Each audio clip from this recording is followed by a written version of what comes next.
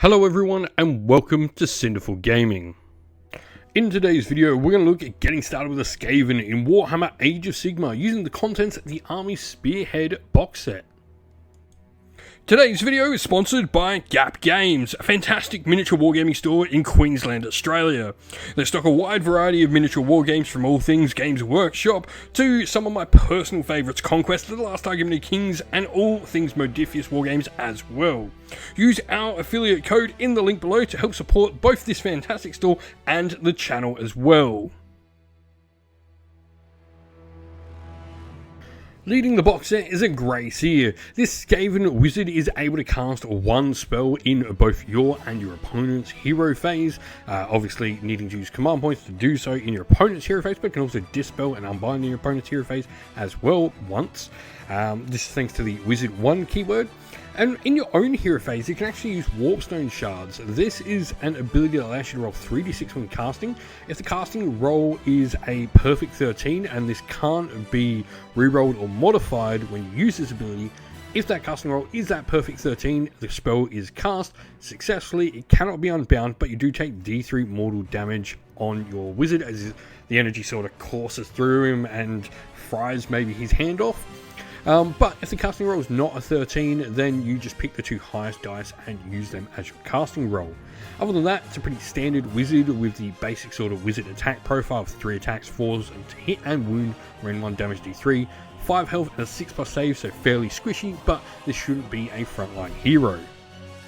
Joining the Grey Seer are our standard clan rats. You get 20 of these in the box set, and they're a pretty standard infantry unit. 2 attacks each, hitting on 4s, wounding on 5s isn't too great, but they do have crit auto wound. So when you're putting out that many attacks from so many models, you are just going to get this crit auto wound triggering and going off quite a bit to help you get through that damage. They have the ability Seething Swarm, which can be used at the end of any turn, and this allows you to return d3 slain models to the unit. Pretty cool considering they're 1 health each and a 5+ save, so fairly squishy. They do have the Champion, Musician and Standard Bearer keywords there as well. This allows them to get all the abilities associated with those different upgrades for the command group. Now next we have our Storm Fiends. This is a really interesting unit. First of all, these are fantastic models and I absolutely loved painting mine up, but you've got some interesting options here, and the first of these is how you equip them. 1 in 3 models is equipped with either Warpfire projectors or wind launchers, and both of those have clubbing blows to go with this. Your Warpfire projectors are a very short ranged weapon with shoot and combat ability and a high rend, while the wind launchers do have a 15-inch range but do hit on a 4 compared to the Warpfire projectors 2, and a damage d3 and just 3 attacks instead of obviously that 2d6. 1 in 3 models is then armed with Rattling Cannons and Clubbing Blows or Gnawfeast. The Rattling Cannons are 3d6 shots each, not that high rend, they're just lots and lots of shots, that's their thing.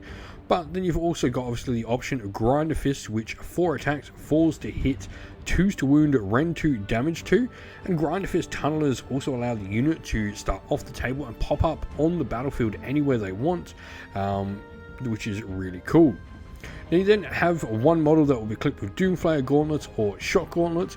Doomflayer Gauntlets are charge +1 damage weapons, so a d3 +1 damage on the charge with 5 attacks. But your Shock Gauntlets, while less powerful overall, they do have the ability where each time an attack made with a Shock Gauntlet scores a critical hit, they do d6 hits instead of just 1. So this can really spike them up to do quite a bit of damage.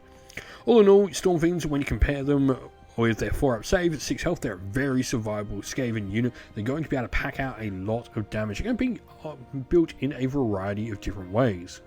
Lastly, in the box we have the Warp Lightning Cannon, and the reason I'm talking about this rather than the Plague Claw Catapult, which is an option for the box set, but is not something that can be used in the Spearhead, so I'd always recommend building that Warp Lightning Cannon so you've got your Spearhead able to be used as well when starting out.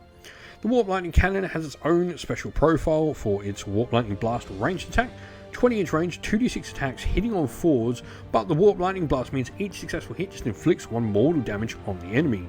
You can use the ability More Warp Lightning, which you can increase and add 6 to the attacks of your Warp Lightning Cannon, but for each unmodified hit roll of a 1, you inflict d3 mortal damage on this unit after its shoot ability has been used.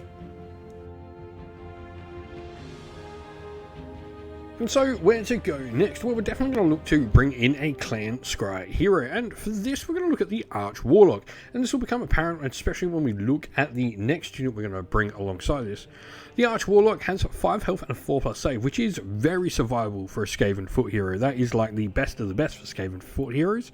You've then got the Overseers of the Engine Coven's ability. This allows a friendly scry unit held within 13 inches of this unit to use the covering fire command, and no command points get spent when using this. This is really powerful when you consider that you've got a lot of covering fire units available to you in Clan Scry that hit on 2s. I'm thinking things like your warp fire projectors from your Stormfiends and the unit we're going to talk about in just a second. That unit being warp fire throwers. These have 3 health each and a 6+ save, but importantly, they have 2d6 attacks hitting on 2s. Now only a 10-inch range, but they do have the shoot in combat ability there as well. Rend 2, damage 1 is really nice. Wounding on 4s is a little rough, but when you've got so many attacks, this is definitely a unit that really does take the covering fire command well, especially when you're considering that you get it for free when using it in comparison with your Arch Warlock. Now it's got the passive ability here, Hidden Weapon Team. While this unit's within combat range of a friendly clan rate unit, has 5 or more models, and there are no other friendly weapon team units within that unit's combat range. Units not visible to anything that's more than 13 inches away. This really helps your warpfire throwers stay around and survive. This means the clan rats have to be taken out first, or your enemy has to move closely into your range, which generally will mean they're going into range of your warpfire throwers, which you'll be able to use covering fire as a response. So your opponent either has to come in, get shot by them, or it has to sort of maneuver around and hope that you're not going to engage in combat with them and use the shooting combat ability. And so some other things we're going to want to look to pick up for our Skaven army. The first of these being the Gnawholes. These are a faction terrain piece that are a fundamental part of how the Skaven army can work. They allow our Skaven to move around the table, but also allow us to bring units back from the dead as well at half the strength back onto the table through them as well. They can be really useful as just allowing you that little bit of extra movement across the table.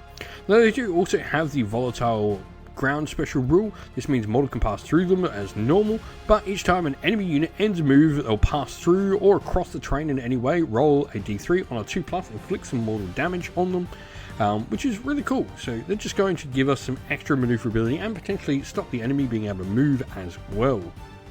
The other thing we're going to want to look at pick up is that we have wizards in our force, so this means we're going to look to pick up some of the manifestations.